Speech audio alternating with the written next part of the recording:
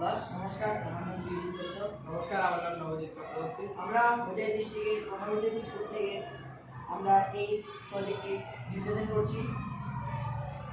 এই প্রজেক্টের মেন কাজ হলো জল সংরক্ষণ করা।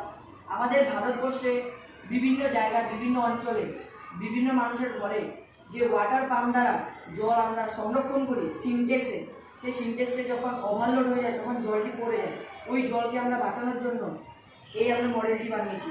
এই মডেলটিতে কাজ করবে, যখন ফুল 100% জল হয়ে যাবে তখন অটোমেটিকলি সেন্সার বাজা স্টার্ট করবে।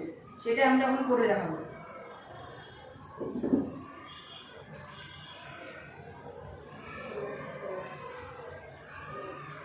এখন 25% হলো, 50% আর্কা লাইট জ্বলবে,